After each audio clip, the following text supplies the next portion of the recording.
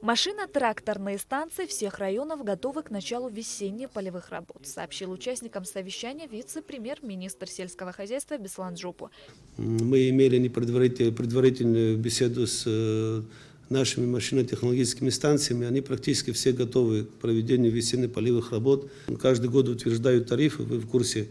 И меняться тарифы за услуги машино-тракторных станций, за технику не будут. Ни в сторону уменьшения, к сожалению, не получится, и не будут увеличиваться. То есть такая будет, как было в прошлом году, там вот эти цифры, которые сейчас они озвучат, или будут те цифры, которые были.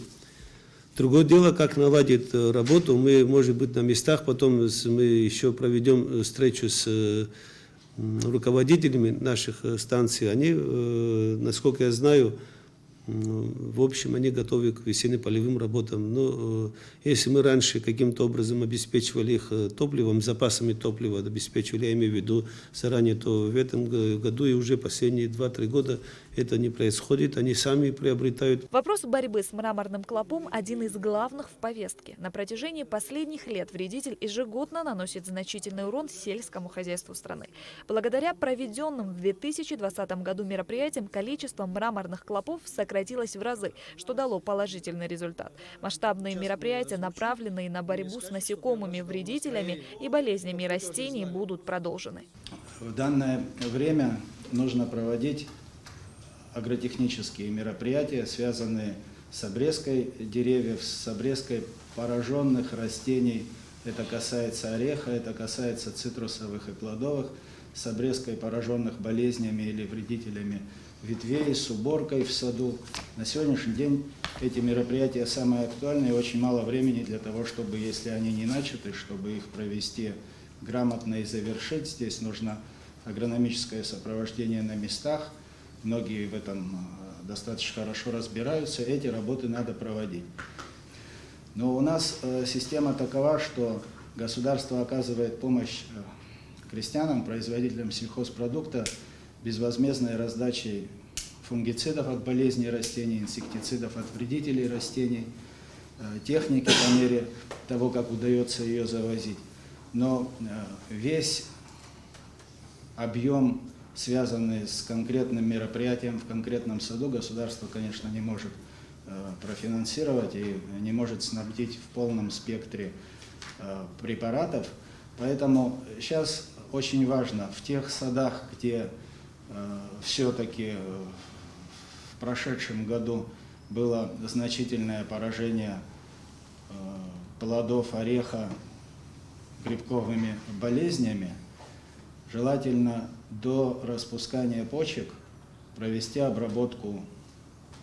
Одним из препаратов это медный купорос, чисто водный раствор медного купороса, 3%.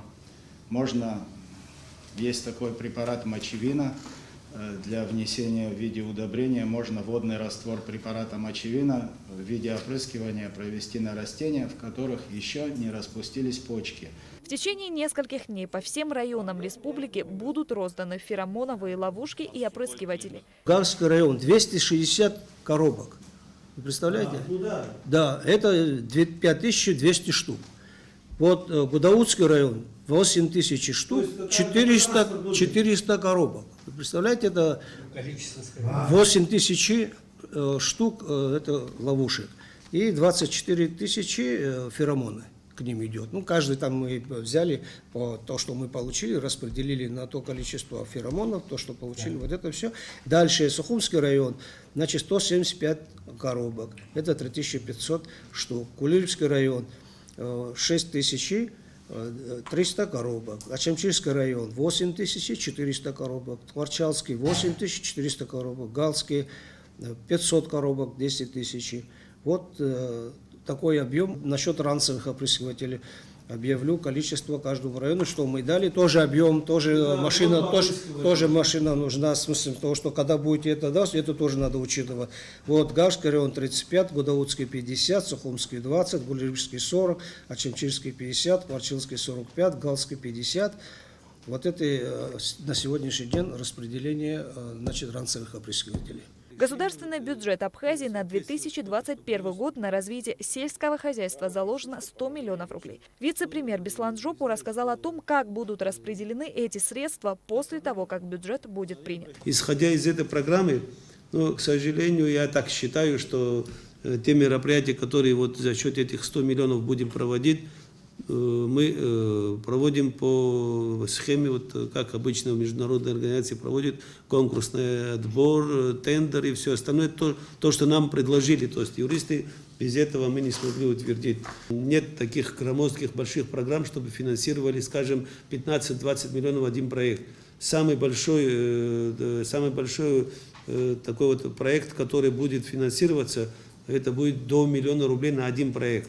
То есть на одно крестьянство, на одного жителя, на одного крестьянина до 1 миллиона рублей, в зависимости от направления, там, по животноводству другие цифры, по растениеводству другие цифры, рыбное хозяйство. Ну, там представлены все направления, но вы увидите. Но, тем не менее, эти тоже надо представить. Это мы сделали, чтобы охватить большее количество людей, больше людей, чтобы были заняты из этих 100 миллионов. В завершение встречи начальникам районных сельхозуправлений было поручено решить все организационные вопросы на местах, чтобы быть готовыми к началу весенних полевых работ. Шазина Ханагу, Алексей Баструков, Абхазское телевидение.